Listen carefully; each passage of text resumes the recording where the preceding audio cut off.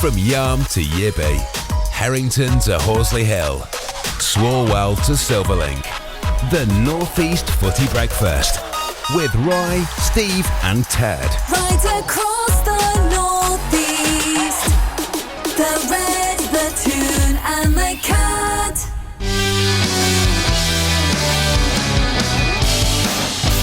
Good morning, it is the North East Footy Brekky. Good morning, Steve. Good morning, Daz. Nice to see somebody's turned in anyway. Yes, we've got no Rye this morning, and we're trying to find Ted. This is the thing, right? He's in the UK somewhere, right? He's here in the UK, and we still can't get him on. He's easier to get on when he's abroad, when he's at home in Cyprus, isn't he? It's a new feature for the show. It's a bit like, do you remember the Big Breakfast when they had Mark Lamar on? It used to be, where are you, Mark? It's where are you, Ted? And if you'd heard some of the stuff we've heard off air, a couple of expletives followed by him sounding as if he'd taken a few helium balloons in. I don't advise anybody to do that at home, by the way, just in case Dave goes mad when he's listening to the show. But yeah, it sounded like, it was like... It was brilliant. It would have made great radio. You wouldn't have understood a word he was saying, but that's not unusual, is it? I was going to say about the same as always, isn't it? Steve, we've got a special guest with us this morning, though. Well, I'm glad that I booked this in right this morning, because Chris Nicholas is a good pal of mine. We've known each other many years. He's of the red and white persuasion, but yeah, he was at the Sunderland Till I Die premiere last night, so invited him on this morning to have a chat about that. He's got to get off to work soon, so I'm delighted we've at least managed to get somebody in from a Sunderland persuasion this morning.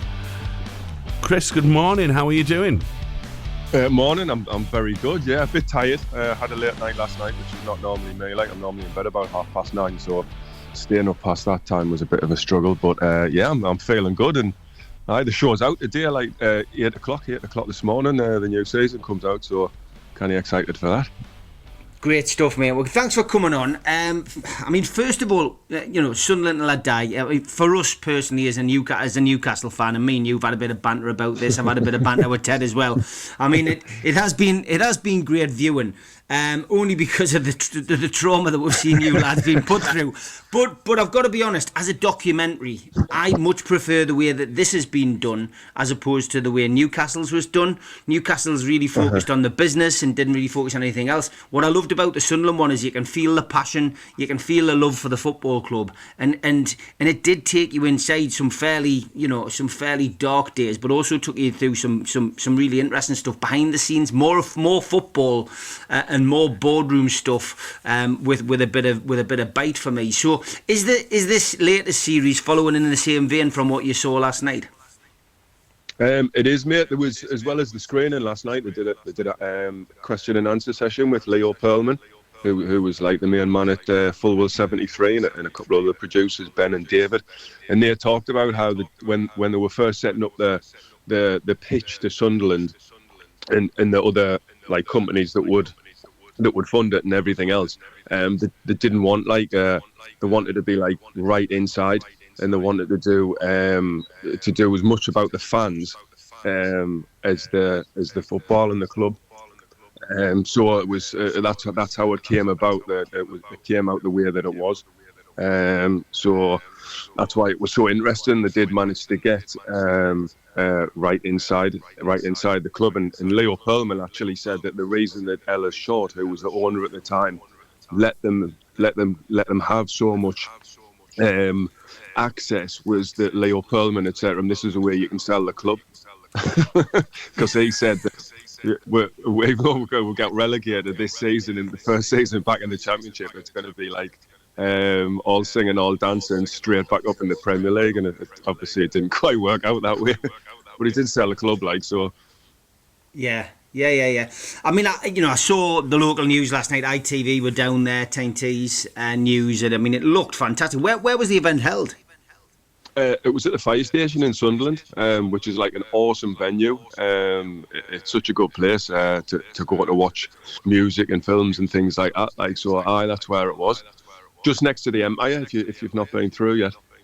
Yeah, no, I've been through. I actually went in. I spoke about this in the summer. I went through Incommunicado to see the play that was done about Sunderland. That was quite daunting for me. I've got to be honest. I wasn't quite disguised, but sitting amongst 1,200 Sunderland fans as those stood up and sang "We hate Newcastle" and all that was a bit daunting. But I went through to support Jane McKenzie. Not one person spotted us. No, listen, I went my coat, had my hat on, and I sat there in the middle of all the Sunderland fans, and I really, it was so funny. And I've got to be honest, I told me mate to leave the engine running when we went out because I thought there's got to be one person who sees who I am. But I thoroughly enjoyed it because Jane McKenzie played one of the lead roles in that play, and she was absolutely brilliant. But I learned a bit about Sunderland. I learned a bit about the history of Sunderland from that anyway. I mean, I guess there would have been a few celebs there last night. Was there anybody from the current setup of the club? Yeah, there was a few players there. Like they were up on the side. I think Patrick Roberts, from what I remember, Patrick Roberts, Jack Clark, Anthony Patterson. Who else was there? Luke O'Nien, actually. Luke O'Nien, captain. He was part of the second question and answer. They did one before and one after. And he was on stage with Ben and David, the two producers, and a lady who was in the show. And he spoke really well about the club and his like connection to the club and the fans and everything else, and his time at the club. He was really honest about how like there's been good times and bad times for him personally. But everything he said, like the way he spoke, you can tell why he's such like a big figure at the club. He was really like sort of eloquent. It would be the way I describe it. Like, but he was a really good lad. Like. And is there any plans for another series? I guess the one thing Sunderland fans probably want is a series where there's a slightly happier ending. Yeah, well, this one actually ends when we got promoted from League Brilliant. One. That's the end of it. So the producers had said, like Leo Pearlman had said last night, that this was the end. So they haven't got any plans to make another series. But I guess if some success comes, I guess if we go up to the Premier League or whatever, they might sniff around again. Like, but at the minute, there's no plans to do anymore. So this one last night, it finished on a high and quite an emotional. I'll not put any spoilers in because obviously everybody knows that we got promoted, but there's other stuff in there that's really like last night. Like you would hear a pin drop at one point. Like it's a very emotional ending, and possibly not in the way a lot of people are expecting. So it's really worth the watch. Like. So at the minute, this is it. Like they only showed the last episode actually, where I wasn't in it. Oh, so, never. We feature in the first two episodes there. The producers were saying like so it's all good. Like I've seen the trailer, and I've got to be honest. I mean, I don't know any of the people in it other than like obviously you know you're in this particular episode. I recognise some faces, but when you say it's going to end in a particular way, I haven't seen the trailer. I can imagine what it is, and I you know, again, we don't want any spoilers, and I haven't seen it, and I will watch it, but I have a feeling I know what's coming. But look, it's I think it's so well put together. I mean, I love the lads at Fulwell 73. I worked with them. I did Meet the Governor as a film many years ago. It was probably one of the funniest castings I ever went to because I got this from the agent. They want you to go down to London. This is the studio, and I went, Fulwell 73. I said, that's got to be something. This was before they'd really took off. So I went all the way down to London. I walk into this, what can only be described as a shrine to Sunderland Football Club, with seats from Roker Park in red and white scarves everywhere, tops all over the place, photos of Kevin Phillips scoring against Newcastle. And I was like, have I died and gone to hell here? And as I walked, get out straight away. No. And all I got from Ben, and it was, we thought it was you. And I was like, obviously they see me CV and that, you know, they know me IMDb, but yeah, they got us in, and I got the part. Fair play to them. They didn't put football ahead of it, but they're a great bunch of people. They're great to work with, and of course they've done you know, Sunderland Not Die, but they did I Am Bolt, which was huge. They've done so many great documentaries, and that, you know, and hopefully, I mean, that they are planning on setting up in the North East. Their plan is to do a big film studio in Sunderland, which, it doesn't matter where it is in the North East. Anything that's going to improve the acting side of things for me is a must. They showed it. I don't know if it's out publicly, but last night it's called the Crown Works. That's what it's going to be called, or that's their name Brilliant. For it at the minute. And they showed like a trailer for it, and it was a good like 5 minutes long. This pitch, I guess it's what they're pitching to the government for funding and other people to fund it. But it's very much like, even though it's set in Sunderland, there's a lot of footage from like around the North East. Like there's footage from like the bridges on over the Tyne, and like it's very much a North East thing. Even though it's centred in Sunderland, and it looks amazing if it comes off. I mean, for Sunderland and for the North East, and I guess particularly you, like in the acting world, it would be absolutely superb. Like, so fair play to them for kind of not forgetting their roots. I suppose they're doing really well. No, it's great stuff. Great to hear, and I wish them all the best with that. So, a lot of people will be wondering how you got an invite last night. Did you once play for Sunderland and people just can't remember your name? Are you? Have you been picked out of a hat by the owners? No. If I'd ever got on the books at Sunderland, people definitely wouldn't have remembered me name. 2 left feet like me, kidder. Ice Guys, what is Ice Guys? Tell us about it all, because I've watched this journey with interest on your Facebook, mate. We, we've supported each other over the last few years, and I've loved watching your journey, mate. It's been something which I've personally taken inspiration from, and I know lots of people who've joined you in your various sessions have done. But tell us where the idea came from, what you've done, and what you're currently doing. No, thanks for that, mate. Well, that's how we got on the show. My friend Mel, she works for Fulwell 73. She directs things up north, and it came from a Luke O'Nien post actually on Instagram a couple of years ago when he was struggling with his mental health. I think after he'd been injured, or when he was injured, he put a thing on Instagram. So they were looking for an angle on men's mental health, and what Ice Guys is, it's an organisation where we try to improve men's mental health. It came about. My friend set up Wild Sea Women. And that was a women-only group, and some of their partners were asking about a men-only group, which goes in the sea. Like we'll have dips in the sea every Sunday, and there wasn't one in Sunderland at least. So she suggested I set one up, so it kind of came from there. And how it started, it was kind of just a group of lads just getting together on a Sunday and getting in for a dip, and then it developed from there. Really, we've been going it'll be 4 years this June. And it developed from just lads dipping in the sea and having a bit of crack like on a Sunday to we've set it up as a community interest company now. So it's developed from one dip in Sunderland.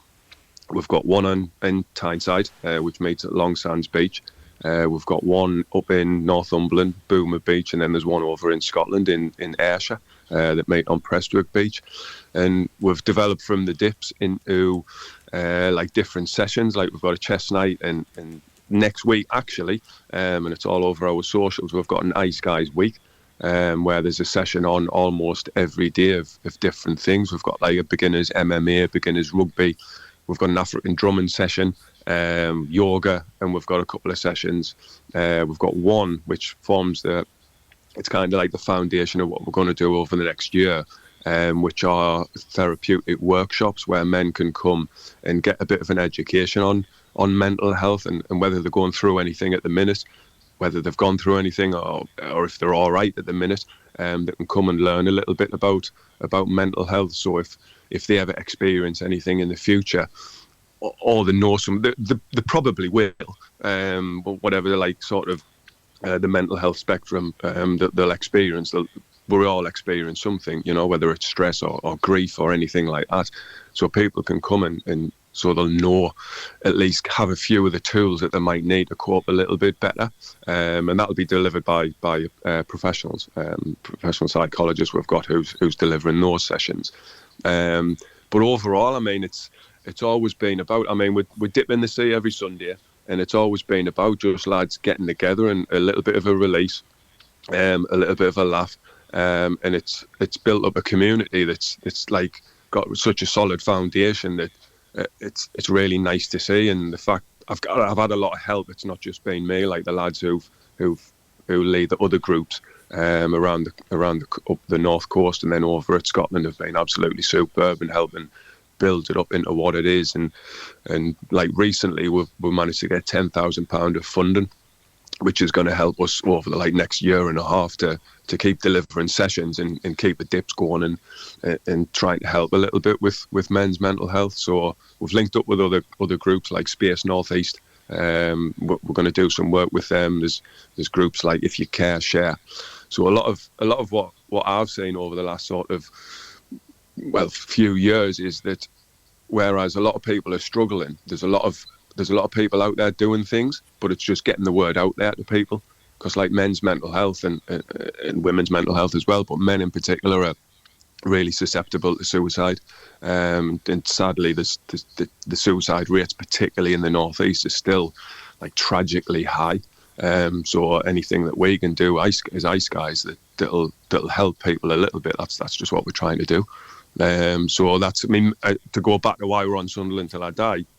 So they were looking for an angle for men's mental health, and then my friend Mel said, "Oh no, this guy who runs a thing called Ice Guys."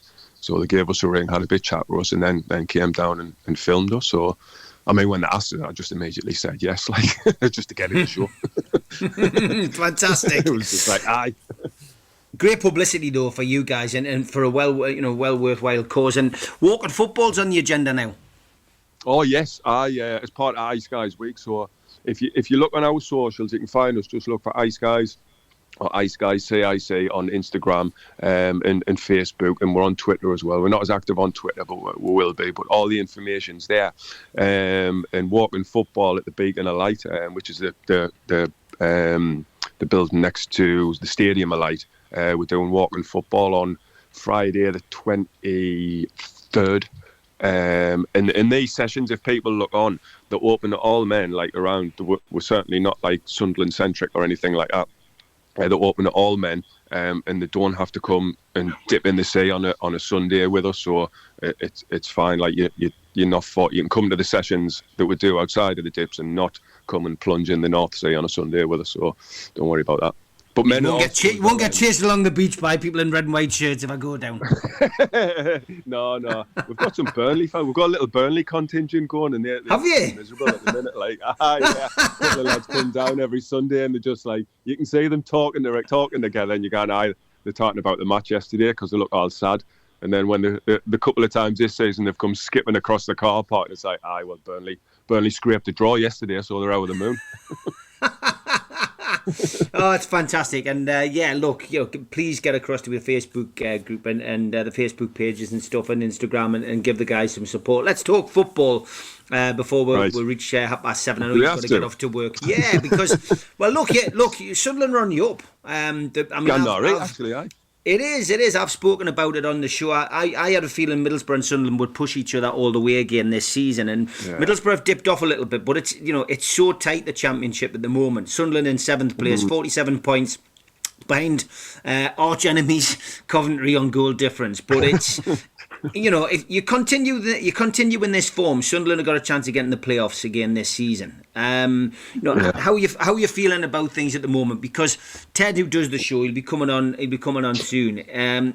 He's been a bit up and down, and the Beale situation has had me and the Borough contingent sniggering on here because it was Beale out. It was Beale out 3 weeks ago. You lose the derby against us in the FA Cup. Man. And it's now Beale in. It's Beale Madrid. I'm happy with. I look at in the context of the last 5 years. I look at how we're doing now. I always try to keep that in my mind. So if things aren't going so well, I kind of think but a couple of years ago we're stuck in League One. So how it's going this season in particular, I was a bit surprised that they got rid of when Tony Mowbray left and then when Bale came in, I wasn't exactly enthused about it, but I'm more of a fan of saying, I'll give him a bit of time and we'll see what happens. So, and when he because of the ill feeling towards Mowbray going, and then Bale coming in, because we were linked with that Will still, weren't we? And everyone was getting excited about that and thinking, it'd be class if he come in. When he didn't come in, and Michael Bale came in, people were like, Michael Bale. So what he needed to do, I think, is hit the ground running and get some really good wins in. And he didn't do that at the start. So things dipped a little bit even more.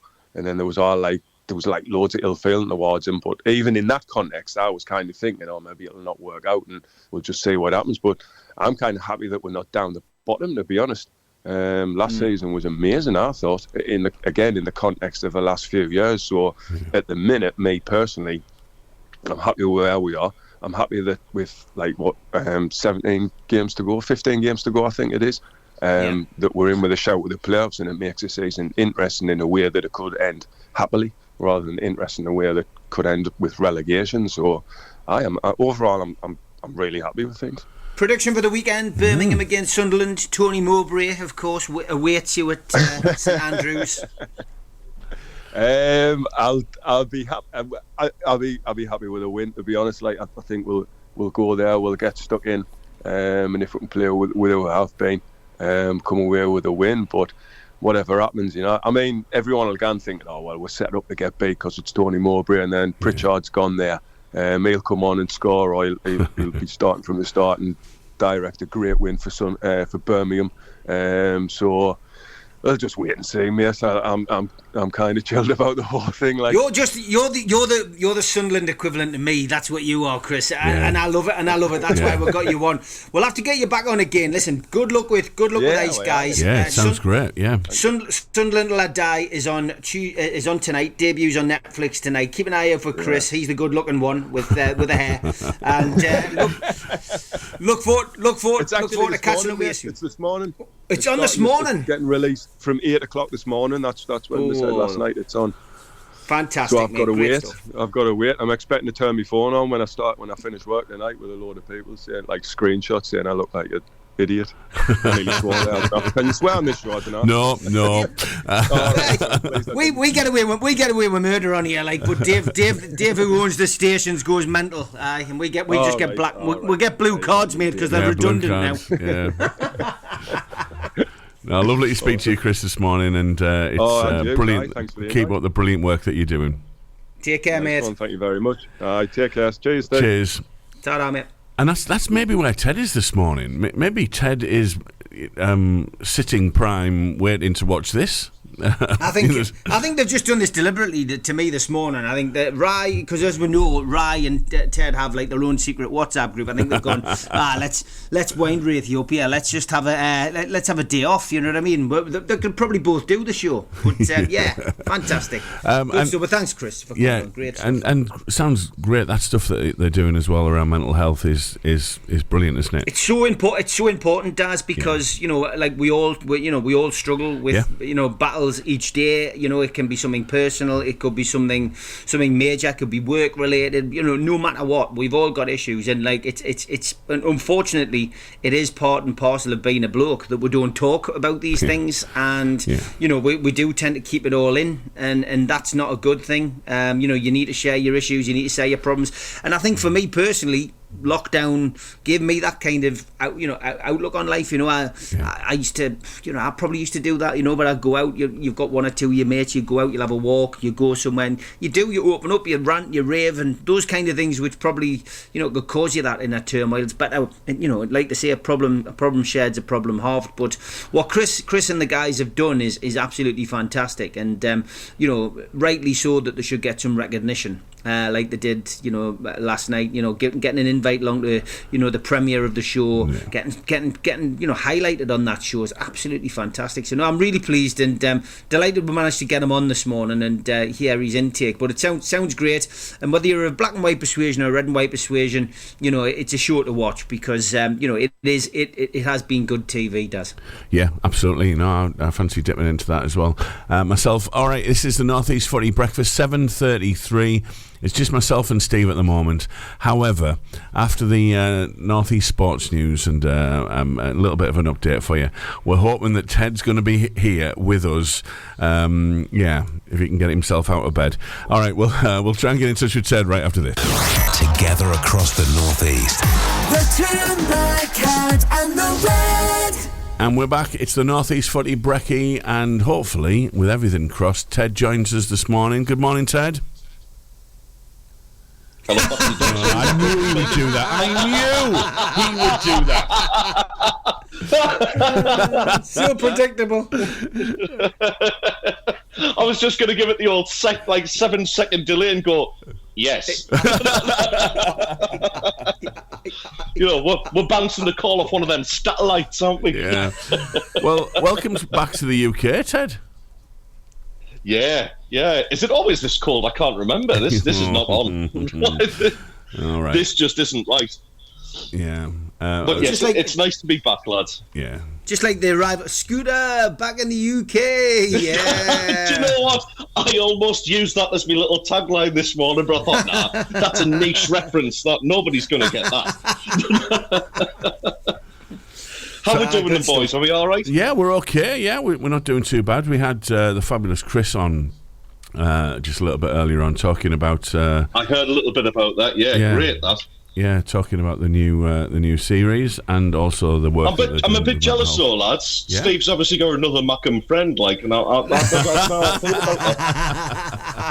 Chris is a great lad. I'm looking for assurances that I'm still your favourite, Steve. You know what I mean? Oh, you definitely are, mate. You definitely are. We're going out on Valentine's Day. How are, man? Oh, please, really? Do we have to make that public knowledge? Do we? I said to you, we need to go out and celebrate Kevin Keegan's birthday, and you said, yes, let's do it. Really? Yeah, all right. I'm sure that's what it was. I actually have got a little birthday gift for you. Obviously, we'll reveal that after you've had it on Valentine's Day. I really need to rephrase that. Yes. Careful. Easy target. Yes. I know. Yeah, but I have brought a little bit of Cyprus for you, Steve. So there you go. Fantastic, mate! Brilliant stuff. Looking forward to it. So how was the journey coming back then? Was it nice and smooth for you? Was it all right? Was it? Well, how are you feeling about being back home? Lounge. It's a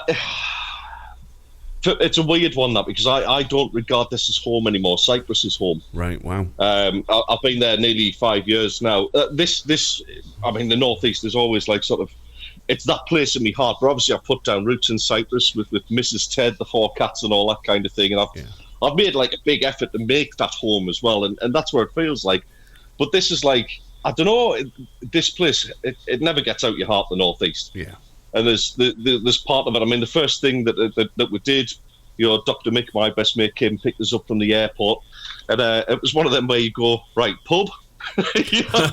So we're straight to the Golden Lion in Sedgefield for a couple of pints, and you bump into people that you've known for many, many years, and it just brings it all back. And this place is genuinely in my heart, and it just feels nice. It does feel like being home. That'll never ever leave you, I guess. So yeah, it's an emotional thing being in the North East. It's there's no place like it. Even the little infuriating things that you still miss, but you still love. So it's lovely to be back. The journey was great. I'm allowed to mention the airline. I flew by Ryanair, as I call it. Ryanair. Do you know what? It's the best experience I've ever had with them. They couldn't do enough for you. It was on time. They didn't throw the plane onto the tarmac like they normally do at Newcastle Airport, which was nice, because I'm a bit of a nervous flyer, lads. The only disappointing thing, I think, for me was the airport lounge wasn't up to much, lads. Right. Because I can't just mix with the normal public. Not anymore. No. I'm on the radio now, lads. I'm on the wireless. I can't do that. Yeah, the lounge was awful. The food was absolutely nasty. To the point that as soon as the belt sign went off, I unfortunately had to make a very quick run to the front of the aircraft. Oh, all right. So yes, it was an unpleasant experience, lads, but I'm not going to dwell on that too much. Lovely to be back. I can't wait to go and pick the car up, go and see my little mum, because I haven't seen her yet since I got back yesterday tea time. Yeah. So yeah, go and do all that and enjoy me week. Fabulous. Good stuff. Yeah, well, it's good to have you in the UK, Ted. And you've obviously this week that you've chosen to come home. As we've heard from Chris, they're launching the season 3 of Sunderland Till I Die. You'll be really excited about that, are you? I am, because I mean the first 2 series for me were a difficult watch. I talk about emotional connections with the North East. Look, I mean, the impact can't be denied of that documentary. It's had a huge impact on people. You know, this is what led to the Wrexham takeover. Was Rob McElhenney viewing Sunderland Till I Die and going, "Oh my God, I want to get involved in this. This is amazing." You know, to the point, I think there was actually conversations about, you know, wanting to get involved with Sunderland, but I think that was a little bit too pricey. And then obviously, you know, it materialised that they went and bought Wrexham. This is on the back of it. So seeing those first two series, and obviously I was already living away by the time the second series came out, and it was a difficult watch. It emotionally very, very like sort of challenging to watch as a Sunderland fan, and I'm sure other Sunderland fans would agree. So I mean, I watched the trailer for the third series. I'm actually going to watch a couple of episodes today just so I can review it a bit on tomorrow's show when I'm in the office. Yeah, I know. And even the trailer for season 3, honestly, genuinely a lump in my throat watching it. Just the trailer, and it's, you know, that there's a bit that sort of sticks in my mind. Why is it never us? And you know, that epitomises what it's like being a Sunderland fan. It's a friend of mine once wrote, and this is a few years ago now. And good morning, Mark, if you're listening, because I love this quote, and I will always mention this. Supporting Sunderland is like having an alcoholic, drug-taking brother. They will continually let you down. They will drain you of money, but you still love them anyway. And I think that's one of the greatest quotes ever about being a Sunderland fan. It really is. It's like sort of the disappointment season after season, but you still love me, and there's still hope there. And that's what I can't wait to see, is like sort of, you know, that passion, not just seeing the bad times of those two awful seasons, the back-to-back relegations, and the 4 years in League One. It's that little bit of redemption and that story back to the Championship and heading the club right in the right direction again. I can't wait to see that. Yeah. No, good. Well, I think we're all going to be having a watch of it this week, aren't we? I think it's intriguing. Absolutely. Yeah. Just to see what it brings up, and obviously it'll, you know, mean a lot more to you than it will to maybe others. But no, I think it'll be a really interesting watch, Ted. Yeah, absolutely. Can't wait for it. All right, I think we'll do a little bit of our North East club headlines, if that's all right, because it's we're a little bit overdue. Get my glasses on because I'm doing it from my phone. Yeah. Right, and we'll start off with some Geordie club news. Magpies and Proud. Mags News. Eddie Howe has issued a new positive Joe Willock injury update, with the Newcastle United boss hopeful we'll see the midfielder back in action before the month is out. Willock has been sidelined since November with an Achilles issue, his second injury of that kind in just a matter of months. Before that, the former Arsenal ace had missed the opening 9 Premier League games with a hamstring problem. Sheffield Wednesday defeated Birmingham 2-0 at Hillsborough in the Championship on Friday without on-loan Newcastle midfielder Jeff Hendrick, and it's now confirmed he wasn't named in their 25-man squad for the remainder of the season. However, he does remain on loan at Wednesday, as they only use 22 of the 25 slots, and he could be added at any time. Beaten by league leaders Manchester United in the last home game, Newcastle under-18s narrowly lost out to second-placed City at Little Benton on Saturday. The citizens opened the scoring through Luca Fletcher on 44 minutes before Darren Palmer replied in the 85th minute with his 6th goal of the season. However, the visitors regained the lead straight from the kick-off when German youth international Farid Alper Ruprecht beat Aidan Harris in the United goal. That's in Newcastle headlines on Tuesday morning. Mackems and Proud. Black Cats News. Back in the UK, Lazio reportedly interested in making a move for Joe Bellingham, joining the list of clubs interested in the Sunderland star. The 18-year-old younger brother of Real Madrid star Jude Bellingham has shone in the Championship this term, netting 5 goals and providing 1 assist across his first 30 league games, and has alerted some of the biggest clubs in Europe. Lazio were incredibly active in English player recruitment in the January transfer window, trying to set up deals for Fenerbahce's Ryan Kent, Norwich City's Jonathan Rowe, Plymouth Argyle's Morgan Whittaker, and of course our own Jack Clark. Sunderland Till I Die Season 3 is out today, and co-creators Gabe and Ben Turner, who are 2 London-based Sunderland fans, have been discussing the motivation behind the show while describing the last season as a love letter to Sunderland. In an interview with Sunderland Nation, Ben claimed, "We sort of come to realise that there needs to be something more in the story than just the action you're watching. And as Gabe says, we just have such a romanticised and loving image of Sunderland in the North East. It's like a love letter to a place that feels like it was so full of dreams for us." Sunderland Till I Died, like I said, is on Netflix as of today, and I'll be giving my own little review on tomorrow's show. And finally, Michael Beale has gone on record to say he's been just as impressed off the pitch with Jack Clarke as seeing his exploits on the pitch. Beale went on to say, "I can see that he's super fit, he wants to get better, and so he's asking questions. He's improved defensively since I've been here, just by taking on some advice. In the big moments in the game, he doesn't go hiding and he steps up for his club and for his teammates. He's calm in front of goal. I wouldn't want to compare him to anyone, but I would say this is an impressive young man, not just an impressive footballer." They are your Sunderland headlines. Smoggies and proud. Borough News. Matt Crooks has penned a parting letter to Borough fans after his move to MLS club Real Salt Lake was finalised. When first Real Salt Lake was finalised. When first joining, I remember saying it's Middlesbrough, and I haven't been disappointed. What a club! Only 6 months ago, I described the place as home, and that will always be the case. Life is short, and we only get one go at it, and to have the chance to experience football and life in another country with my family was one I was keen to take up. But good luck to everyone involved in the club for the rest of the campaign. I'm sure the lads and staff will give everything till the end.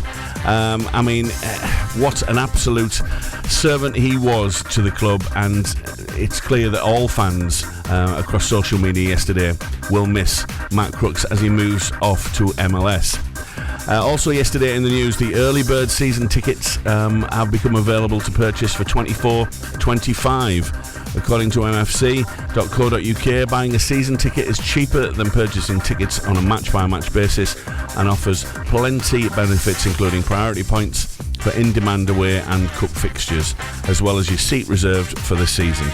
Early bird renewal and new applicant prices are only available till the deadline of the 5 p.m. on Friday the 15th of March, so you need to buy now to secure your seat for the campaign. However, many fans took to social media to express their upset at the rise in prices, and especially the short window of a month to get the applications in. In fact, the Red Faction have announced they will be running a protest against the price rises, with more details coming soon. And that's your Borough headlines. Right across the North East. From Yarm to Yibby, Harrington to Horsley Hill, Swalwell to Silverlink. The North East Footy Breakfast with Roy, Steve and Ted. Right across the North East. The Red, the Toon and the Cat. And you can get in touch with the show this morning if you want to be part of the North East Footy Breakfast. Where you can WhatsApp us in 0330 043 2002. We'd love to hear from you this morning. Plenty to talk about, chaps. Yeah, you have. Plenty to talk about today. I just want to talk about West Ham fans streaming out of the London Stadium in their thousands, lads, before half time. Obviously, they were hammered 6-0 by Arsenal. And, pardon the pun, yeah. Is it ever right to leave a game early? That's a question I'm going to pose to people watching, people listening this morning, and pose to you guys. I mean, for me personally, I've never physically left the ground early. The closest I ever came to it was Newcastle away to Blackburn. Sam Allardyce was manager. Newcastle were 3-0 down in the first half, and I just couldn't watch anymore. So at half time, I went down for a pint, and I never came back.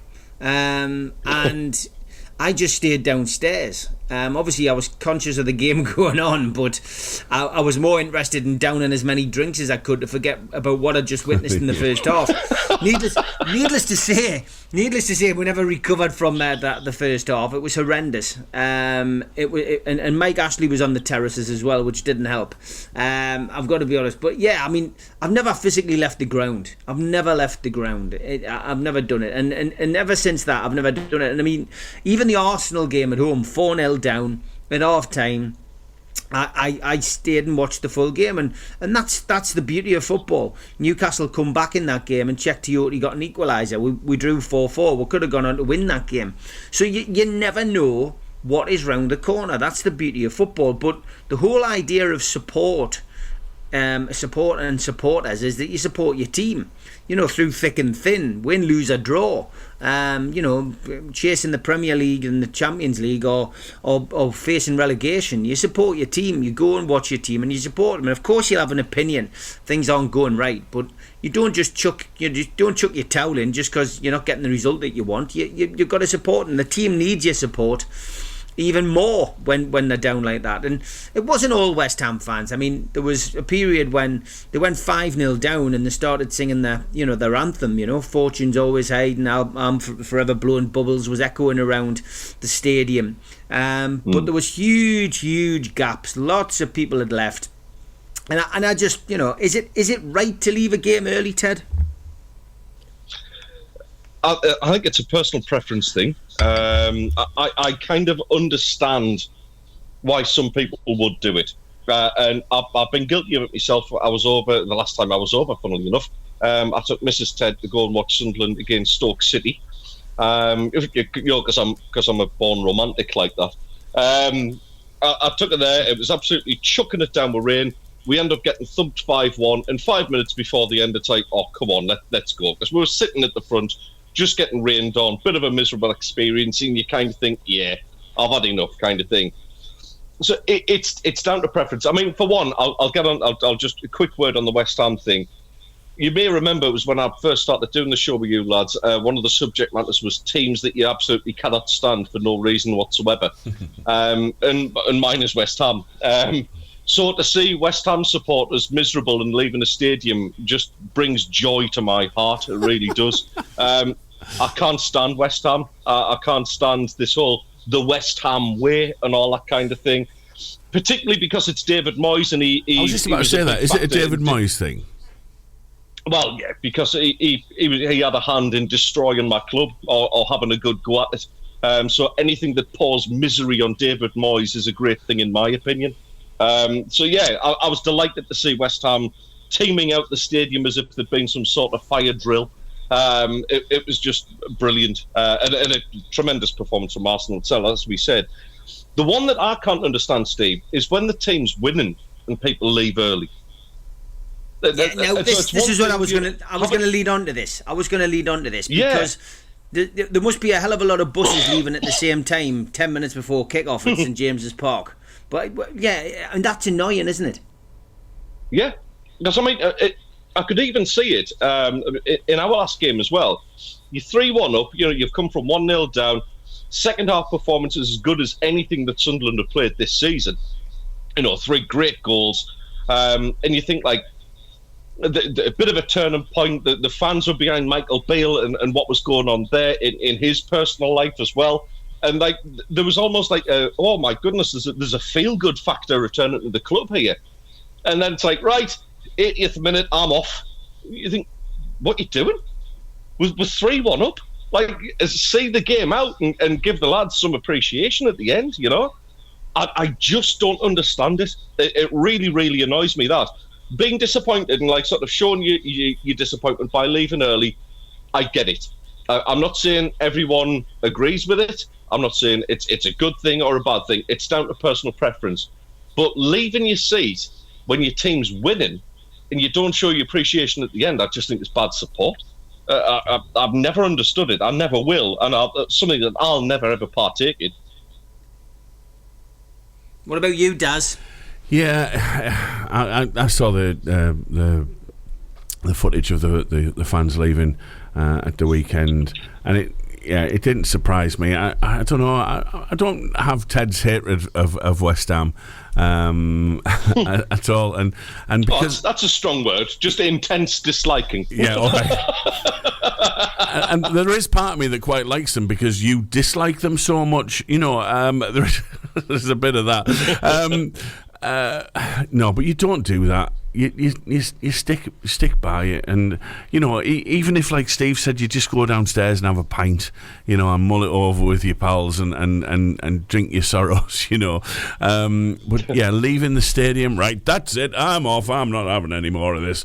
I remember leaving a Borough Cup game when I was a kid. We're very, very small, 7 or 8 or something like that, in the old Ayrton Park, and going along to a cup game, and I'd gone with my uncle, and my uncle always left the game early, so I hated going with him, and it was a night match. I just remember leaving and him listening on a radio to the rest of the game. We scored, got back in the game, so we raced, tried to get back to the stadium, back to Ayrton Park to watch it. I just always remember that panic. Oh God, what are we missing? And I think that's lived with me. So I won't leave the stadium early, and particularly when you're winning, because surely you applaud the players off. Well, you applaud the players off, win or lose, don't you? Yeah, of course. That's part and parcel of being a fan of these North East clubs that we love and who frustrate us so much at times.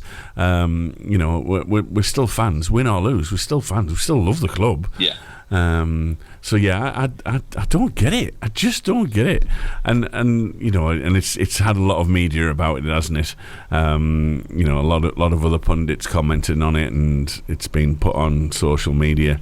I think your pal there, David Moyes, his days are numbered, aren't they, Ted? I would say so. I mean, Moyes is probably getting on a bit now. There was talk that he was contemplating retirement. I thought he had retired at Sunderland, to be honest. But about 6 games into his tenure. Sorry, I'm always going to hate on David Moyes. Whatever he achieves, and he has gone on. He's won a trophy with West Ham. Great, fantastic. But I think it was 3 games into his tenure as Sunderland manager saying, "Yeah, we're going to be in a relegation battle." It was like right at the beginning of the season. It was just incredible. It was brilliant. Just remarkably negative. For a Geordie, of course it is. It's gold, isn't it? The manager coming out with something like that.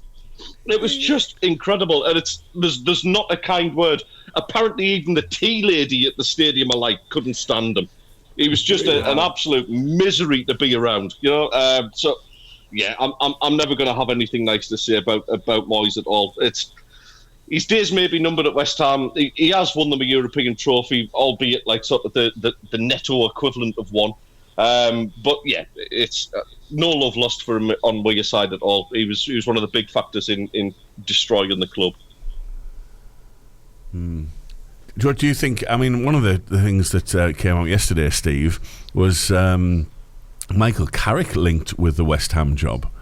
Yeah, I saw that. Yeah, that was strange, wasn't it? That was a strange. I mean, he's going to get linked with lots of jobs, I think, Carrick. I mean, he is on the up, I guess. And I think, West Ham would fit, but he's going to get linked with Manchester United. He's got the links there as well, isn't he? But I think he needs to walk before he can run. And I think because of the feel, there's a feel good factor at Sunderland. There's a down and out feeling at Borough at the moment, and I think these stories tend to come about when fans are on a downward spiral.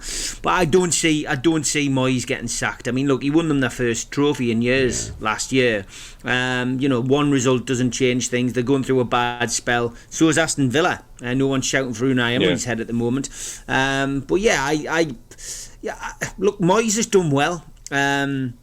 He did brilliantly at Everton, and then he took the poison chalice at Old Trafford. He didn't do well at Sunderland. I didn't think he would pick himself back up after that, but he's proved me wrong at West Ham, and I guess it's fine. It's knowing the time to quit, isn't it? This is a key season for him. I think if they fall out of the European spots and they don't win anything this season, then there will be question marks over Moyes going into next season. So maybe he should retire gracefully from that position and look for another job. It'll be interesting to see what happens. But Premier League's a funny old league. Anything can happen. Arsenal won 6-0 at the weekend. They could easily go away next weekend and I think they play Burnley and get beat. So anything's possible, and West Ham could go on a little run. But interesting stuff. I don't think Borough fans need to worry, though. I can't see Carrick going to West Ham anytime soon. No, I agree. See, I think otherwise, lads. I really do. West Ham, whether you like them or not, and I don't, West Ham, they are a decent-sized club, and it would be a logical step for Carrick to get into the Premier League. I think somebody like Palace, listen, Middlesbrough are a bigger club than Crystal Palace. All ends up. They really are. So I can't see him going there, and he was linked with their West Ham. He's got that link, hasn't he? Because he came through their youth system. He had a successful stint there. I think, you know, he's well respected there as well. I genuinely think Michael Carrick is destined for a big job. And I'm talking like a big job like Man United. Not right now, but looking at his tactical nous and the way he can change a game with limited resources, by the way, at the minute. I'm so impressed with Michael Carrick. I really am. I think he's going to a wonderful coach and getting the best out of a squad of players that's been decimated by injury. The way they've had to sell players. Players have left to go to the MLS, of course. And I just think Carrick is destined. And I think West Ham would be the ideal kind of stepping stone to get to a Man United style position. Because let's face it, I mean, Middlesbrough, they're certainly not going to go up this season. I think we can probably safely say that. And depending on how they invest in the close season for next year, can you really see them challenging again? Because there's a few teams up there that are already stealing ahead of them. So I genuinely think, don't rule out the West Ham move for Michael Carrick. I think it's a logical and wise stepping stone to get to the Man United position that I believe he's capable of getting.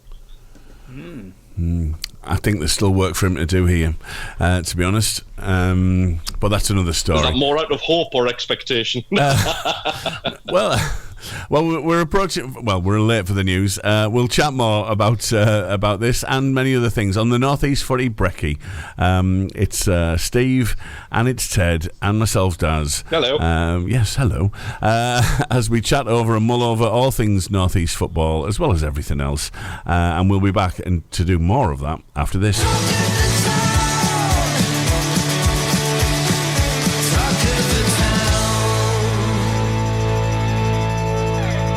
Could say one thing and you would say three, just to be different naturally.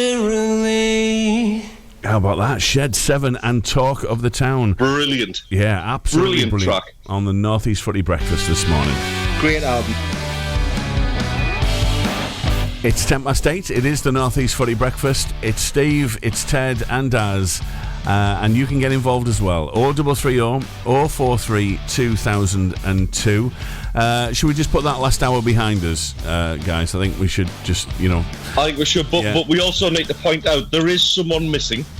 Yes, there is. A very loud presence is missing.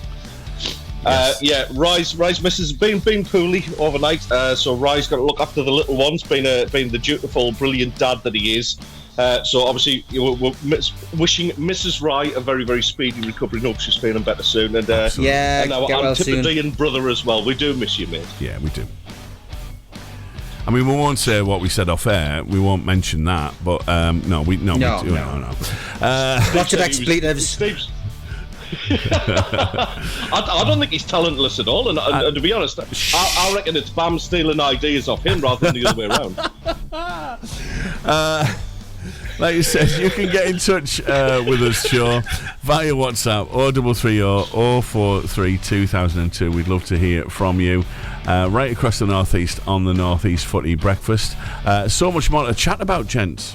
Yes, lots to talk about this morning, as always. And from our perspective, there's a big game last night. Newcastle's rivals, Chelsea, managed to get a win against Crystal Palace. So looking at their resurgence, and are Crystal Palace in trouble? Got to ask that question. Would Kieran Trippier as well said Newcastle have not given up the fight for a top 4 finish in a Champions League encore. Can Newcastle do it? Declan Rice refused to celebrate after scoring his goal for Arsenal against his old club West Ham. Should players just celebrate?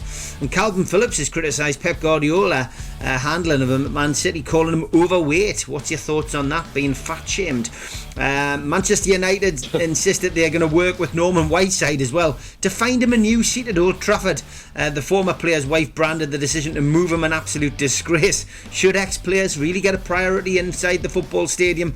And here's a one. There's been a private meeting of the Premier League and the Championship clubs which took place last week, which was set up by Burnley chairman Alan Pace. Anybody got any ideas what they were discussing? Any suggestions what they were discussing? Maybe WhatsApp. Would be interested to know that. But as always, we have some club headlines to get through before we come to the topics. Magpies and Proud. Mags News. Eddie Howe has issued a new positive Joe Willock injury update, with the Newcastle United boss hopeful that we'll see the midfielder back in action before the month is out. Willock has been sidelined since November with an Achilles issue, his second injury of that kind in just a matter of months. Before that, the former Arsenal ace had missed the opening 9 Premier League games with a hamstring problem. Sheffield Wednesday defeated Birmingham City 2-0 at Hillsborough in the Championship at the weekend without on-loan Newcastle midfielder Jeff Hendrick, and it's now confirmed he wasn't named in their 25-man squad for the remainder of the season. However, he does remain on loan at Wednesday, as they've only used 22 of the 25 slots, and he could be added at any time. And beaten by league leaders at Manchester United in their last home game, Newcastle under-18s narrowly lost out to second-place Manchester City at Little Benton on Saturday. The citizens opened the scoring through Luca Fletcher on 44 minutes before Darren Palmer replied in the 85th minute with his 6th goal of the season. However, the visitors regained the lead straight from the kick-off when German youth international Farid Alfred Ruprecht beat Aidan Harris in the United goal. That's in Newcastle headlines on Tuesday the 13th of February. Smoggies and Proud. Borough News. Matt Crooks has penned a parting letter to Borough fans after his move to MLS club Real Salt Lake was finalised. When first joining, I remember saying it's Middlesbrough, and I haven't been disappointed. What a club. Only 6 months ago, I described this place at home, and that will remain. But life is short, and we only get one go at it, and to have this chance to experience football and life in another country with my family was one that I was keen to take up. Crooks continued, good luck to everyone in the club for the rest of the campaign, and I'm sure the lads and staff will give everything till the season ends. Up the Borough from Tree. Social media lit up yesterday with many fans expressing their best wishes for the player, who has always been popular with fans. However, many questioned why he was being allowed to leave with the current firepower shortage. And early bird season tickets are now available to purchase for 24.25.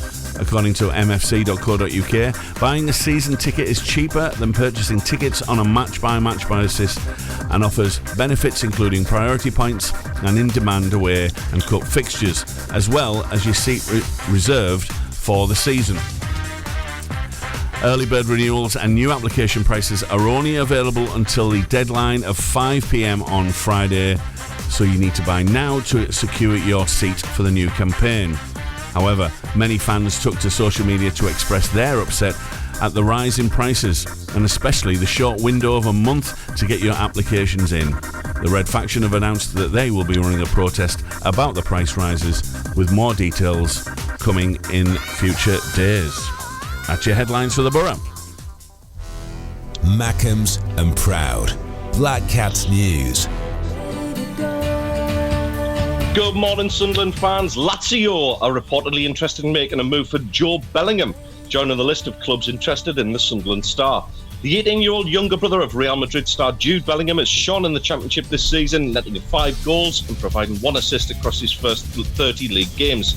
And that's alerted some of the biggest clubs in Europe. Lazio were incredibly active in English player recruitment in the January transfer window, trying to set up deals for Fenerbahce's Ryan Kent, Norwich City's Jonathan Rowe, Plymouth Argyle's Morgan Whittaker, and of course our own Jack Clark. Sunderland Till I Die Season 3 is out today, and co-creators Gabe and Ben Turner, who are 2 London-based Sunderland fans, have been discussing the motivation behind the show while describing the last season as a love letter to Sunderland. In an interview with Sunderland Nation, Ben claimed, "We sort of come to realise that there needs to be something more in the story than just the action that you're watching." And as Gabe says, we just have such a romanticised and loving image of Sunderland in the North East. It's like a love letter to a place that felt like it was just full of dreams for us. So Sunderland Till I Die is on Netflix as of today, like I said, and I'll be giving my own little review on tomorrow's show. And finally, Michael Beale has gone on record to say he's been just as impressed off the pitch with Jack Clark as seen his exploits on the pitch. Beale said, "I can see that he's super fit, he wants to get better, and so he's asking questions. He's improved defensively since I've been here, just by taking on some advice. In the big moments in the game, he doesn't go hiding and he steps up for his club and for his teammates. He's calm in front of goal. I wouldn't want to compare him to anyone, but I would say that he's an impressive young man, not just an impressive footballer." There are your Sunderland headlines. From Yarm to Yibby, Harrington to Horsley Hill, Swalwell to Silverlink. The North East Footy Breakfast with Roy, Steve and Ted. Right across the North East, the Red, the Toon and the Cat. Okay, Kieran Trippier says Newcastle haven't given up hope of another top 4 finish and a Champions League encore. Can Newcastle United do it this season? I'm going to say no, lads. I'm going to say that Newcastle will finish in the top 6. I think, from my perspective, I think there's 4 teams better than Newcastle this season. I think the luck that we've had with injuries, seems to be continuing. Callum Wilson going down at the weekend with another injury. Will Isak be fit for this weekend? Potentially, but how long before he's out injured again? Nick Pope, of course, potentially coming back in March. Joe Willock due back before the end of this month, but we just seem to be getting one in and losing one, and no team can continue in the same vein as they did last season, and claim a Champions League spot with consistent injuries like this, and that's the reason. I think there's 4 better teams. I think that the top 4 will be the top 4 that finishes there. I think, to be honest, I think 6th and 7th will be between Newcastle, Manchester United and Aston Villa. You've got to see on current form that Manchester United have got the bit between their teeth. They're starting to find their feet. They're starting to play like a team. And he's finally getting them to understand what he wants, and I think that Manchester United will probably sneak into that 5th place. I think it'll be between Villa and Newcastle, 6th and 7th. I think Newcastle will finish 6th. I think Villa are on the crest of a slump at the moment. I think things are starting to catch up with them, and they are struggling. And there's some big games to be played. Newcastle have got to play Spurs at home, they've got to play Manchester United away, and they've got Chelsea, and they've got Arsenal away as well. Those 4 games, I think, will be will probably decide Newcastle's fate. I think Newcastle can go down to to Manchester United and Arsenal and come away with a point or 3. Maybe my mindset will change, but at the moment I just don't see how Newcastle can do it. There's nothing wrong with having the ambition. There's nothing wrong with exuding positivity and saying that that's what our aim is. And if that's the motivation in the dressing room, and you fall short, then you're going to fall into a European spot. I think if you only aim as high as 6th and 7th, you stand the prospect of falling below that. So I think Kieran Trippier is right in what he says. I think he's right to have that ambition. I think the fact we're still in the FA Cup at this moment in time is also something which keeps your season alive. That phrase that they tend to use.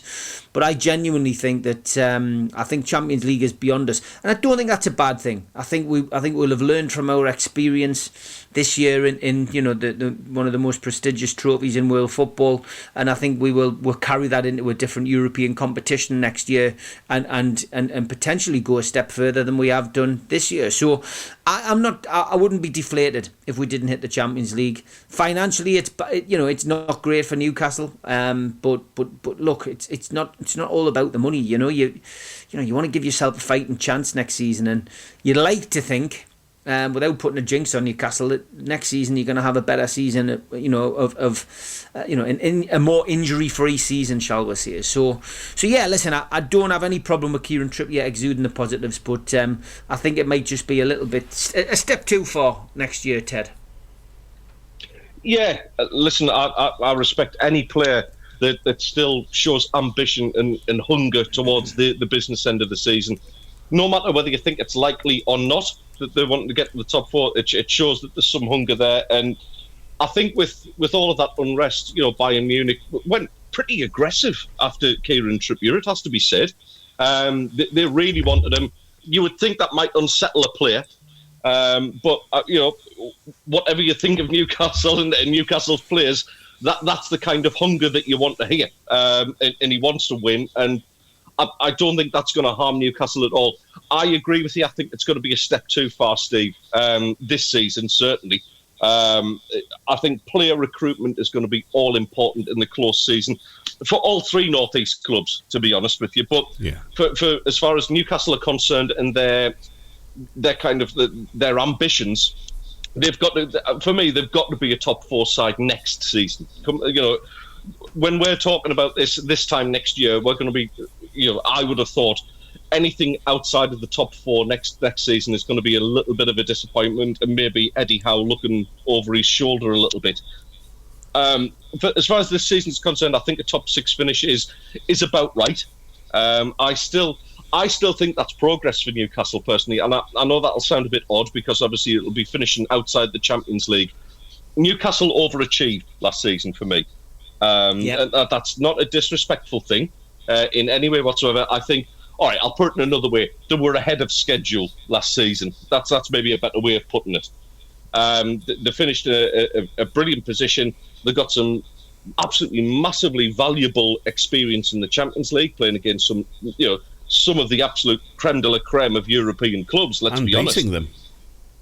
Yeah, absolutely. I mean, the PSG game, that was absolutely incredible. I know I kind of poo-pooed it at the time because it was all right, they only had Mbappe, but listen, brilliant experience for them, and I think they go on and build that. Europa League, the only thing that I would be concerned about if I was a Geordie, and there by the grace of God I'm not, thank you, but yeah, I just think that the fixtures are a little bit more mean when it comes to the Europa League.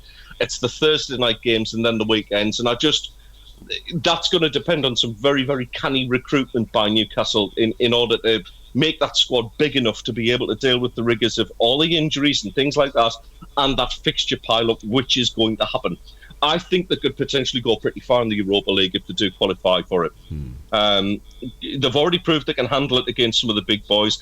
They were unlucky against Dortmund in both games, I thought. I wouldn't say Dortmund absolutely beasted them in any way, shape or form. That kind of preparation serves them well. Top six finish, I think, will be great. Like I say, I think that's progress for Newcastle United. And I'm sure the majority of fans would probably be pretty happy with that as well, lads. Yeah, I think a top six finish is reasonable. One of the things I wanted to ask you though, Steve, talking about next season is what do you think is going to happen in the transfer market? Is there going to be a big ship out of some players with the hope of bringing in a lot of new flesh into the squad, or do you think it will just be tweaks and you're looking for one or two players? I mean, look, there's probably 6 or 7 players out of contract this summer, which is a positive. Maybe Eddie Howe will want to keep 1 or 2 of them. I think Jamal Lascelles' contract's up at the end of this season. He certainly seems to want to, maintain the kind of stability that he has in the dressing room. But, they'll be hoping they can get rid of some of the driftwood. I've just, said in my news headlines there, it's a madness to believe that somebody like Jeff Hendrick, who we are still have on our books and still have to pay when he comes back, can't even get a game for Sheffield Wednesday, can't even get in the squad for Sheffield Wednesday. I mean, that's atrocious news, for us. How are we going to get rid of him if Sheffield Wednesday can't even entertain him? There's a bit of driftwood around. There's the players out on loan that you tend to forget about them, don't you? Jeff Hendrick, Sheffield Wednesday, of course. Ryan Fraser, he's at Southampton. I think he's still got another year to go on his contract, so we're still stuck with Ryan Fraser unless Southampton decide to buy him. They could go up, of course. They might decide that he's worth a shot in the Premier League. Jamal Lewis, he's at Watford. He's getting a game there, put a 90-minute shift in at the weekend for Watford. Isaac Hayden, He's at Queen's Park Rangers now, as we know. He's been around a few different clubs since he went out on loan. There's a few youngsters out on loan as well who you would imagine could come back and be part of the first team. Yankuba Minte, a lot of talk about him. Of course, he's at Feyenoord. He's still getting his game time. Bit of criticism he got in the last couple of weeks, but he's still got 70 minutes at the weekend. Harrison Ashby's at Swansea City. He's back now from his hamstring issue, but I don't think he's fully recovered from it, and I think he's now going to be sidelined again for maybe a few weeks with muscular injury, which tends to happen. And Garen Kwal, of course, the Australian international who Ryan knows so much about, not really getting a great deal of time at Volendam, which is again a bit disturbing really when you think about the furore he was met with when he came to Newcastle, and then he just seems to have hit a bit of a brick wall in his progression. So there's players to get rid of, there's players that you can develop. Newcastle will have money to spend though. They've got the Salah money coming in, they've got the Adidas money coming in. There's money to spend, and that's the key really. Am I expecting them to be frugal and not spend a great deal in the summer? No, I'm expecting them to spend some money. How much, I don't know. I've seen suggestions Newcastle could spend 250 million in the summer. I don't know. What does that buy you now though? 2 players? Yeah. Well, Chelsea's prices. Yeah, it just depends. I don't think to the level that Newcastle. To the level that Newcastle are probably aiming for, Steve, 250 million, in all seriousness, isn't going to mean like 7 or 8 players. I reckon 3 to 4 absolute top signings is probably the way it would go. I think Eddie Howe is more of a fan of quality over quantity. Would you say? Well, look, he just wants players that are going to come in and fit the dressing room criteria and obviously be able to play football. When you look at the windows that Newcastle have had since the takeover, I think they've taken their spending over 220 million, which is a lot of money. But if they're talking about doing that in one transfer window, that's what some people are suggesting. I'd find that hard to believe, especially with Eddie Howe constantly talking about FFP. I think there just needs to be there's going to be a bit of business, isn't there? There's going to be a bit of business done, and like I said, the sponsorship's the key. Adidas and Salah putting money in is the key, and for me personally, we need more of that. We need a training ground sponsor. You need a stadium sponsor. Those are the kind of things which will help Newcastle progress. But it's such a frustrating thing. You got the takeover you wanted, but you can't spend the money. And they're constantly trying to put obstacles in our way as well to stop us to stop us buying players, which is frustrating. Newcastle were linked with Billings from Bournemouth yesterday, but talk about Joe Linton potentially going out. I mean, that's a downgrade for me. That's not an upgrade. Joe Linton's a far better player than Billings. But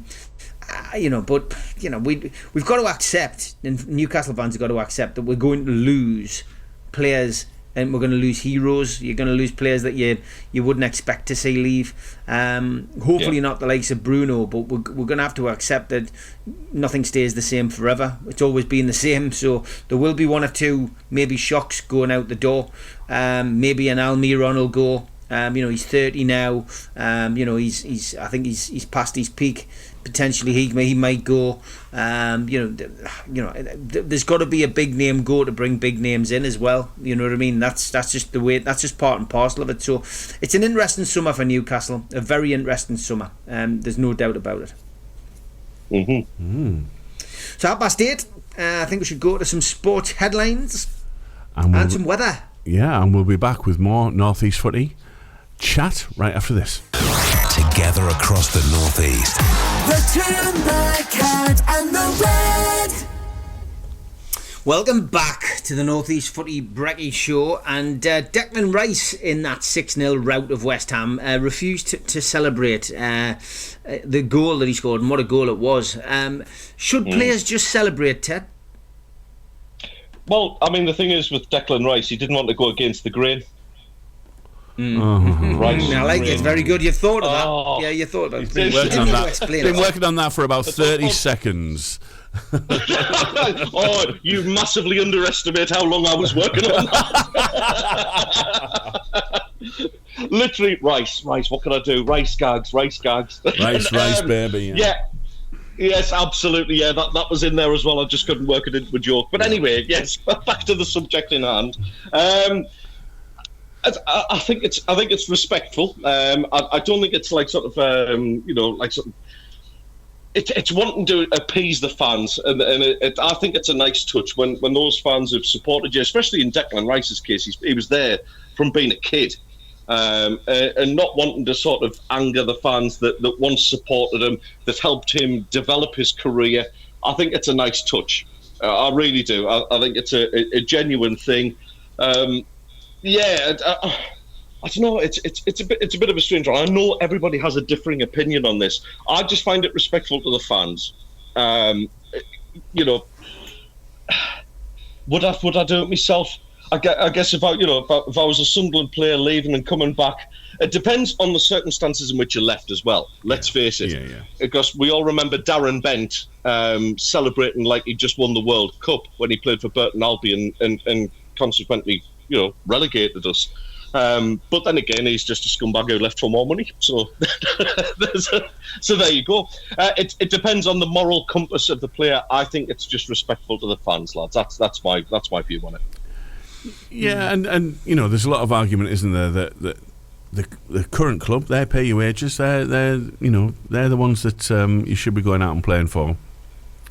Which no one's denying that he doesn't give it everything. He scored a rather cracking goal against his former team. But yeah, I quite like to see that. It's a respect thing. I'm big on respect. And I do like to see that the players respecting where they've come from, respecting their roots. If they've only played there for a little bit, I think it does. I think you're right, Ted. I think it comes down to the relationship with the fans. If you've got a good relationship with the fans, if you've left on good terms, the club. And when you come on, those previous fans will still clap you when you come on. Then rightly so. But yeah, I think that was a good example there, and I'm sure there's been more over the years where players have gone back to teams and celebrated like they had won the cup in front of the fans, just to stick it back up to them for the abuse that they've got. I mean, I personally think that you're getting paid by that club. Yeah. I understand the sentimentality, but are the West Ham fans really that bothered when they're 5-0 down and Declan Rice strokes the 6th in? Those are who bothered to stay. All he's going to get is a bit of stick. But yeah, I can understand it. But you're getting paid by the club. You should support it. Just go with the flow. When do you get a chance to celebrate a goal? It's usually spoiled by VAR. But nowadays, just celebrate. You're playing for a new club. You need to show your love for them. But it is one of those things. I understand it's difficult and. I just thought I would get your opinions on that. Other topic I had today was Calvin Phillips. He's criticised Pep Guardiola's handling of him at Manchester City. I mean, obviously we knew things weren't going well. He wasn't getting a game. Didn't really play much football over the last couple of years. But he claims that he's been called overweight. I mean, should you? Christ, I wish I looked that overweight. But I mean, he's probably still about 6 stone under my target. It's not really something you'd think of when you look at Calvin Phillips. God, look at you, fatty. But he really has gone to town on Guardiola, hasn't he? I mean, he's severing all ties, and let's say that he's moved to West Ham hasn't exactly started the way that he'd hope it would start. But what's your thoughts on this little outburst from Phillips? Yeah, it's really interesting. Is he severing all ties or severing all pies? Hey, Daniil has been in touch with us this morning. Morning, Daniil. He says, morning, Daniil. He says maybe Pep felt that Phillips wasn't up to his standards in terms of conditioning and fitness, and maybe it is just sour grapes from Phillips. Yeah, I mean, sour grapes, Mars Maybe you bars. need to eat more of them. Yeah. So I don't know. He's obviously had a tough time there at City, hasn't he? It would be really interesting to find out what's gone on there. You know, it was clearly a very unhappy time for him, and to come out and criticise one of the best managers in the world, yeah, he's certainly got some neck on him, hasn't he? To go out and give him some stick back, but you know, maybe.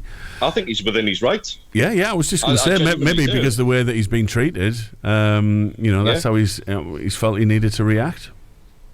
Yeah. Listen, I mean, Calvin Phillips is an undoubted quality midfielder. When he played for Leeds, he was rightly in that England squad, and somebody who I personally thought we could, you know, maybe even build a team around for a few years to come. He's the typical, you know, I love these kind of players, a defensive midfielder who can win the ball and just pass it 5 or 10 yards. They were crucial back in the 70s and 80s as a footballer, you know, the likes of Jan Molby. They are still relevant now, and they'll be the future of football for many years to come as well. They're the heart of a team. Yeah.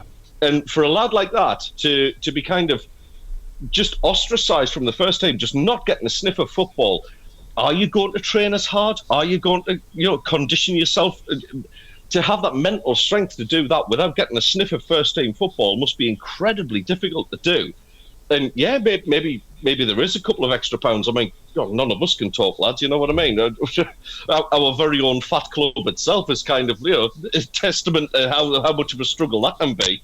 But yeah, listen, I think he's entitled to have a little bit of a go. His career has basically been put on hold since he's been at Man City. Whether he's been poorly advised in the move there, you know, not being given all of the details about what his expected role at the club would be, which was, you know, pretty much kit man or ball boy for the last 12 to 18 months. He's bound to be a little bit bitter about his lack of opportunities, and I think, you know, all right, ultimately they still employ him, but yeah, I'd be a bit miffed as well, to be honest, and I'd probably be having a bit of a pop. Yeah, I would agree. I think he's just, you know, he's just. Again, it depends where this interviews come from, but he's clearly not happy. You know, and why would you be when you're not playing football? But you know, Gareth Southgate clearly sees something in him and has continued to involve him in the international team. But yeah, to call him overweight, maybe a trip to Specsavers. It's a wonder that Specsavers haven't been onto that over the course of the last few days on social media.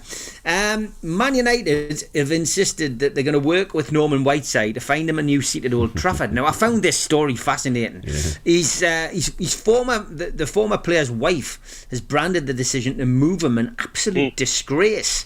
I mean, maybe they were moving him away from some fallen masonry. You know, they might have been doing him a favour because, as we know, Old Trafford has fallen down, as the song goes. But yeah, I mean, should ex-players get priority in a ground? You know, I mean, Whiteside was a hell of a player, late 80s, early 90s. You know, there's no doubt about it. He's a Manchester United legend. But I mean, should he really be getting priority? And you know, in this situation.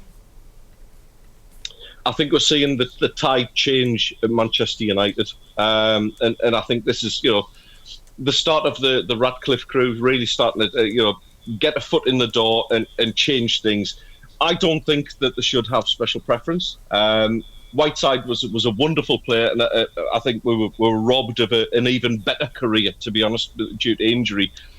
Arguably one of the best left foots that we've seen in top flight football. Great player, but you know, ultimately he's not up there with a Cantona or a Schmeichel or somebody like that. You know, people who won an absolute shed load of trophies with them, and even then, do they really deserve, you know, a free seat, almost like a throne to sit on, like some Roman emperor? I don't agree with it. I really don't. Yes, absolutely welcome them back to the club anytime that they're there, and get them a ticket somewhere, you know, to go watch the lads when they go and return. If, you know, the likes of Niall Quinn, Kevin Phillips, people like that, some of the 73 winning lot, you know, Mickey Horswell's a regular attender at the Stadium of Light. But, you know, I don't think there's any of them would be diva-ish enough to kind of demand special treatment or anything like that. A little bit of humility wouldn't go amiss there from Mrs. Whiteside as well. But to give you the background fans- here, basically, Go on. Manchester United are moving a whole block of loyal supporters. His wife says that a lot of supporters have expressed their fury to her. So basically, it doesn't matter whether you've been a loyal supporter or a legend of the club. Man United can just dump you from your seat when they feel like it, so they can expand executive seating. It's an absolute disgrace. She then went on to say, I'd like to make it clear that this post is not just about Norman. There are a whole block of loyal supporters who expressed their views to me at the West Ham game, but they feel as if they've got no voice or platform to voice their anger. Manchester United have responded to say they've got the greatest respect for him, but they've insisted the reasons for the relocation are valid despite the anger of season ticket holders. So it's a relocation problem, which we've had at Newcastle. I'm sure Sunderland have had it in the past as well. Newcastle. Well, there you go. So there we go. I mean, it's she's not happy though, and he's the youngest person to score for Manchester United. Of course, got the winner against in the FA Cup final. He is a legend. And I think Manchester United could have done without this bad PR just when they're starting to get things right on the pitch. Just one of the things that you mentioned there about her reaction was that she was so disgusted by this. It's brilliant, this word, disgusted. We talked about this on my show yesterday. I just wondered if you'd heard this, guys. Conservative Lord Bethel of Romford, right, went onto social media over the weekend to call something disgusting. He said, "This is disgusting. What are these companies thinking of? The executive team and board and the shareholders should be ashamed of themselves," he said. And then he went on to do another tweet and he said they should be ashamed.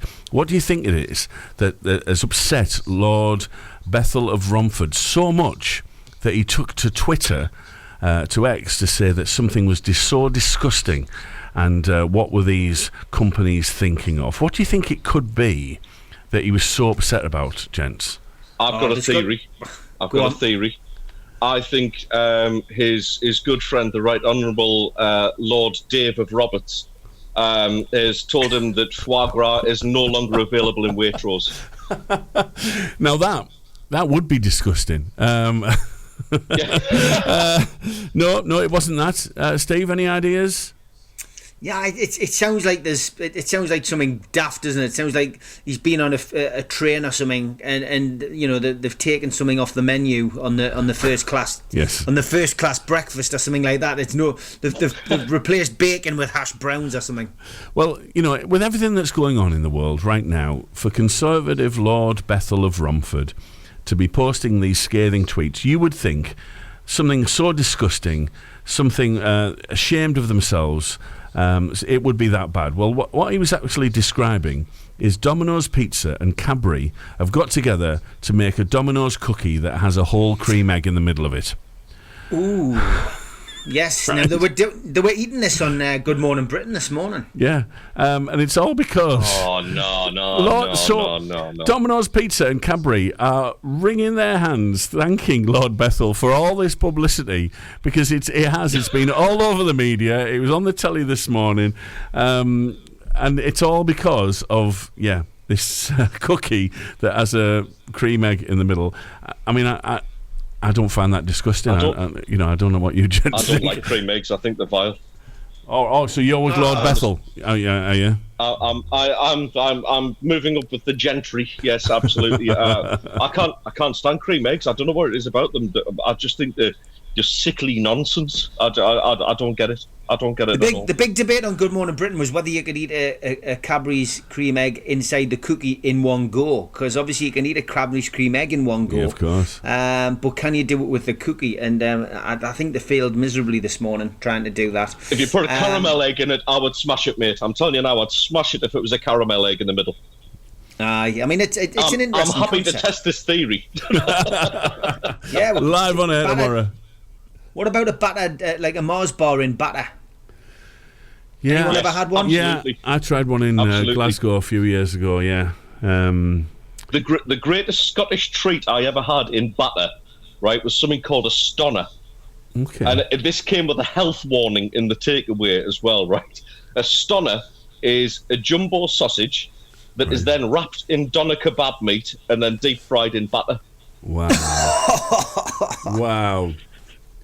Sounds awful, but I bet it tastes lovely. Lads. Lord Bethel will have something to say about that. Especially after about 6 pints, like, of course it is. Well, it was Some garlic sauce. It was that big craze, wasn't there? And I'm guessing I'm saying it might not have reached where you were, Ted. But certainly there was a couple of takeaway shops down here were doing it, where they were doing a chip butty, and then putting that in batter and frying that up. So it was a battered chip butty. That sounds tremendous. That. Yeah. I mean, I didn't partake in it, but I have tried a battered Mars bar, and I enjoyed that.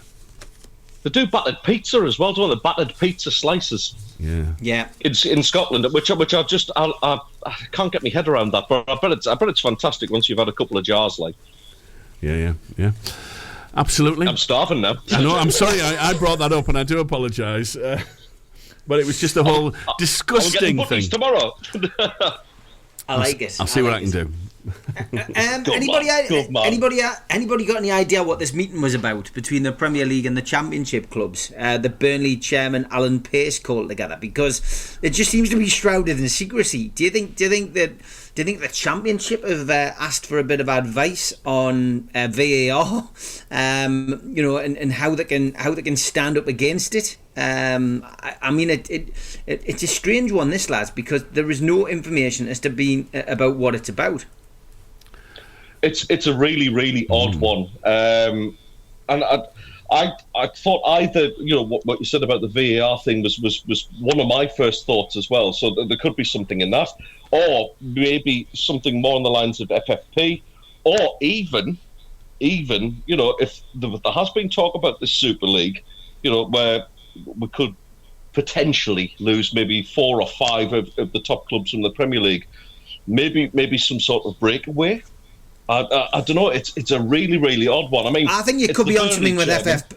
I think you could be on something with FFP. I think that's good. I think that the only other information I found out was that Luton, Brentford, Manchester City, Chelsea, and Newcastle were represented at the meeting.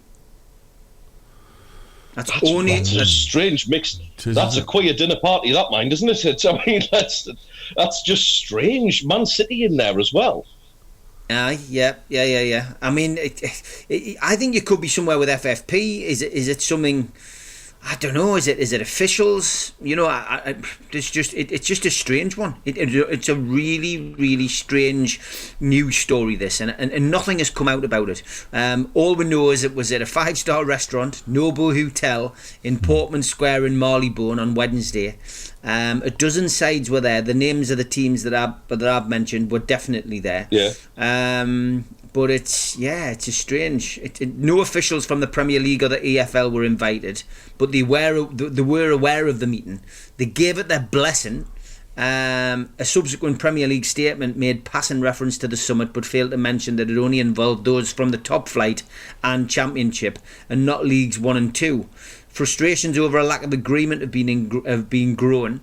The Premier League are still to make an offer to the EFL ahead of the arrival of the independent regulator for football. So it could be something to do with money being passed down, I guess, down the pyramid. Yeah, I think there's probably a strong case for that. But I mean, to be fair, the likes of Burnley, are they really going to struggle? I mean, yeah, they're going to get relegated this season. There's probably no doubt about that. And the parachute payments are pretty hefty. So passing the money down that way, I don't know. It's a really strange one. I mean, the fact that they're not really releasing any details about it suggests that it probably is something bigger than what we think. For me, I just thought, is Breakaway League? Is there something in that? That's what I'm thinking. With Luton Town, really? Well, we didn't say which direction it was going to break away. I know we've got a 4-4 draw against them, but they're hardly the next Real Madrid. Daniil's been back in touch. He says the secret meeting between the Premier League and Championship clubs has to be in respect of financial matters, surely. Maybe TV rights, monies, FFP, etc. I mean, it's a funny one, isn't it? It's especially with the Premier League not sort of saying too much about it, talking about it but not talking about it, if you like, and not many details coming out. It has led to this speculation. You know, is it about the money that's coming down? Are Championship clubs upset about the money that is coming down? I mean, I would say it's more the clubs beneath that, and the likes of League One, League Two that are struggling. You know, because I mean, Championship clubs don't do badly out of TV money. Sunderland, especially, you know, we've never been off Sky this season. It's been great, but I would say the teams lower down are the ones who probably kick off more because of that sheer gulf that exists. It's just really, really strange. I kind of get my head around why Burnley and Luton are kind of rubbing shoulders with Man City. It seems a bit strange, whether it's to talk some sort of new transfer policy, whether it's loaning players from some of the bigger clubs and maybe doing away with the transfer window as far as loan players is concerned, maybe, which is something that has been mooted before. Yeah, time will tell. I mean, if it's anything serious, I'm sure the press won't be far from getting to the real reasons behind it. But yeah, very intriguing, strange mix of people though. Yeah, very strange indeed, and we made it, Daz. God, at 7 o'clock this morning, did we think we would make it to this point? We really did not. But thank you, gentlemen. I can only apologise. No. It was. Thank you both very much. This has been the North East Footy Brekky this morning. If you missed it, you missed an absolute treat. You can listen again. You can listen again between 4 and 6 across the network today on the Cat, the Toon, and the Red.